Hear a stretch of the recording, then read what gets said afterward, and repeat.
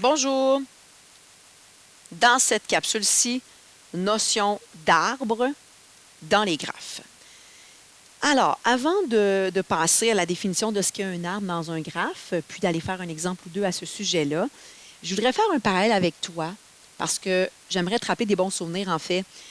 Tu as déjà fait un arbre en mathématiques, OK, au niveau du domaine des probabilités. OK, rappelle-toi des bons souvenirs en première secondaire notamment. Tu construisais des arbres de probabilité pour déterminer certaines probabilités qu'on te demandait. Bon, je fais cette introduction-là avec toi en partie aujourd'hui parce que il doit y avoir un lien, hein, au niveau mathématique. Si on parle d'arbres de probabilité et d'arbres en graphe, on imagine qu'il y a un lien entre les deux. Donc, je prends quelques instants pour revenir là-dessus et ça me servira d'amorce pour te parler de la notion d'arbre dans les graphes. Maintenant, t'inquiète, on ne fera pas d'arbre de probabilité. On n'est pas en probabilité ici. On est en mathématiques discrètes. Mais comme on pense qu'il y a un lien, étant donné qu'on utilise le même mot de vocabulaire, je prends quelques instants pour te rappeler des bons souvenirs. Alors, une urne contient 3 billes rouges, 2 billes vertes et une bille jaune. Donc, on a une urne.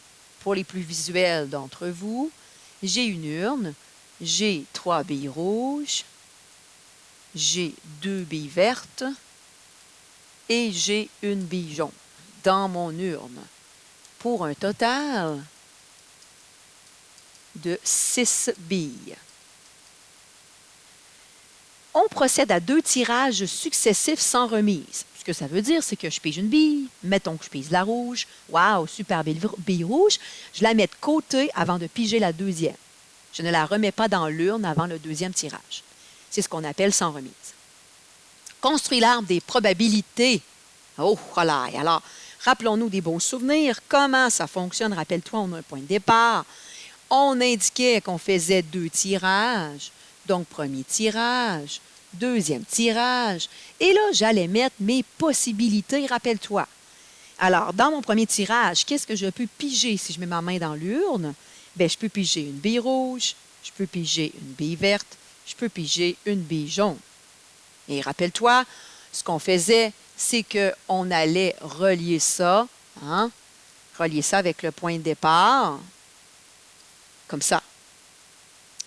Comme deuxième tirage, qu'est-ce que je peux avoir? Bien, si je pige une bille rouge au premier tirage, qu'est-ce que je peux piger au deuxième tirage? Bien, je peux piger encore une bille rouge, encore une bille verte, encore une bille jaune. Hein? Ensuite, si je pige une bille verte au premier tirage, qu'est-ce que je peux piger au deuxième tirage? Je peux piger une rouge, une verte, une jaune.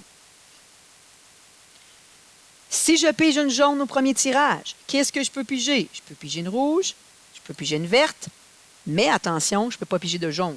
Pour la simple et unique raison que si je pige la première bille jaune, l'expérience, elle est sans remise. Donc, une fois que la bille jaune est pigée, je ne peux pas piger une deuxième bille jaune, notamment parce qu'il n'en reste plus dans l'urne. Et là, rappelle-toi ce qu'on faisait. On reliait ça, comme ça. Ça rappelle des bons souvenirs. Et puis, rappelle-toi, après ça, on faisait des calculs de probabilité. On sortait les résultats et on mettait les probabilités sur les branches. Rappelle-toi. Par exemple, si je pige une bille rouge au premier tirage, c'est quoi la probabilité de piger une bille rouge? Bien, j'ai 3 chances sur un total de 6. Une bille verte, j'ai 2 chances sur un total de 6. Et une bille jaune, j'ai une bille jaune sur un total de 6. Et etc., etc., etc. Donc, on voit ce que je veux que tu observes ici, parce que je ne compléterai pas l'introduction, l'exemple ici. C'était juste pour te rappeler le look, en bon français, de l'arbre. On voyait qu'il y avait un point de départ, puis on s'en allait davantage vers la droite, puis ce n'était pas possible de revenir. Une fois qu'on part l'expérience, là, je pige une verte, puis après ça, je pige une verte. Je ne pouvais pas revenir au point de départ dans mon expérience. C'est ce que je veux te faire remarquer ici. Alors maintenant, au niveau des mathématiques discrètes, ce qui nous intéresse, c'est quoi un arbre, mais dans les notions des graphes? Alors, un arbre, c'est un graphe connexe.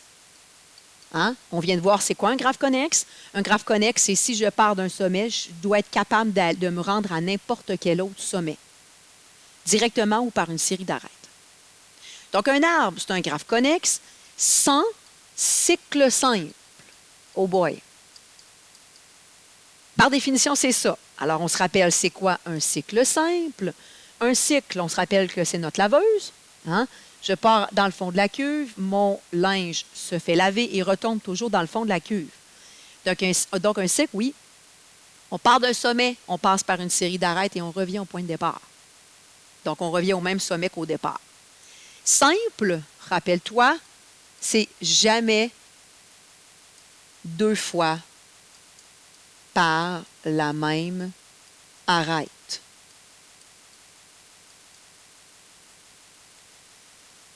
Donc, jamais 2 fois par la même arête. Par définition, c'est ça, un cycle simple. Alors, on voit quand même qu'il y a un lien quand même avec l'arbre des probabilités, hein, parce que si tu regardes l'arbre des probabilités, c'est un graphe connexe, parce que si je pars du départ, je peux me rendre à n'importe où, en me déplaçant vers la droite, et il n'y a pas de cycle simple. Je ne peux pas revenir au point de départ. C'est ce que je t'expliquais il y a une minute. Quand je pars mon expérience puis je m'en vais vers la droite, donc je pige une bille, je pige l'autre bille, je ne reviens pas en annulant ma pige, okay, vers la gauche. Donc, il n'y a pas de cycle simple dans un arbre de probabilité. Okay? Donc, il y a quand même des liens à faire inévitablement entre les deux notions mathématiques. Allons voir un exemple. Pour chacun des graphes ci-dessous, indique une ou des arêtes qu'il faut ajouter ou enlever afin d'obtenir un arbre. Alors, ce que je veux que tu comprennes ici, c'est que dans la notion d'arbre, il y a 2 éléments à aller valider pour s'assurer qu'on a un arbre. Il faut que ça soit connexe dans un premier temps et dans un deuxième temps, oui, sans cycle simple. À partir du moment où on respecte ces 2 éléments-là, on a un arbre. Je m'explique.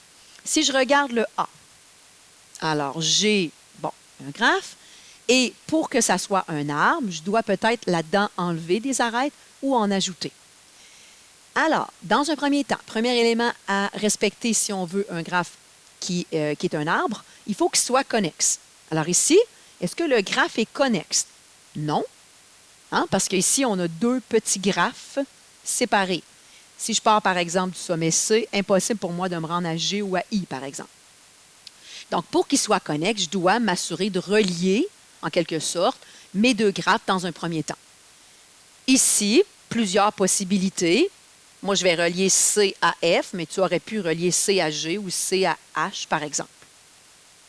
Alors, ici, première caractéristique d'un arbre respecté, le graphe est connexe avec mon ajout d'arête. Maintenant, je ne dois pas avoir de cycle simple dans un deuxième temps pour avoir un arbre. Donc, ça veut dire que si je pars d'un sommet, je ne dois pas être capable d'y revenir sans passer 2 fois par la même arête. Et ici, c'est clairement le cas. Okay? Si tu fais l'expérience, tu pars à C et tu te fais une run, je pars, je m'en vais à F, à B. Mettons que je veux revenir à C, parce que c'est un cycle, bien, je vais devoir repasser par l'arête où j'ai passé. Donc, il n'est pas simple. Okay? Donc, ici, impossible de partir d'un sommet et d'y revenir sans passer 2 fois par la même arête. Okay? Donc, automatiquement, là-dedans, il n'y a pas de cycle simple. Et ça, c'est un arbre. Bon, tu vas me dire, ouais, c'est parce que ça ne ressemble pas vraiment à notre arbre des probabilités. Tu as raison. Okay? Ça a un look un peu différent, c'est normal. On est en mathématiques discrètes. Allons voir le B. Alors, le B. Allons voir nos 2 caractéristiques à respecter. Premier élément, je dois avoir un graphe connexe. Est-ce qu'il est connexe, ce graphe-là? Oui. Si je pars de n'importe quel sommet, je dois être capable de me promener et d'aller me rendre à n'importe quel autre sommet. Donc ici, le graphe, il est connexe, donc ma première caractéristique, elle est respectée. Deuxième caractéristique, pour que ça soit un arbre, je ne dois pas avoir de cycle simple. Donc, pas possible de faire un cycle de laveuse. Ici, je ne sais pas si tu l'observes, mais on voit clairement un cycle de laveuse. Hein, si je pars ici, puis je me promène ici, je suis capable de revenir à F, donc de faire mon cycle de laveuse, donc de faire un cycle, et il est simple, parce que je ne passe pas 2 fois par la même arête. Donc ça ne fonctionne pas. Ça ne doit pas exister dans un graphe, dans un arbre. Alors, qu'est-ce que je fais ici? Bien, je dois casser ce cycle-là. Je dois briser cette loupe-là, en bon français. Donc ici, je vais enlever une arête, plusieurs possibilités. OK? Moi, je vais enlever celle-là. Mais tu aurais pu enlever l'arête DE, l'arête EF, l'arête AF. Okay? En enlevant ça ici, je me retrouve avec un graphe connexe et sans cycle simple. Donc, si j'essaie de refaire le cycle de tantôt, bien, impossible. Si je pars, par exemple, à F et que je veux y revenir pour faire un cycle, bien, je vais passer automatiquement par la même arête. Donc, par exemple, je fais ça ici, je m'en vais à E, je m'en vais à D. Là, si je veux revenir à F pour faire un cycle, je dois repasser par les mêmes arêtes. Donc, ce n'est pas simple. Donc, ici, il n'existe pas ici, il n'existe plus, en fait, de cycle simple. Donc, je suis capable de dire ici que c'est un arbre en enlevant l'arête que j'ai biffée. Alors, voilà. Je vais t'inviter à aller faire les deux autres pour t'assurer que ça va au niveau de la notion d'arbre dans un graphe, dans la théorie des graphes. Bon travail!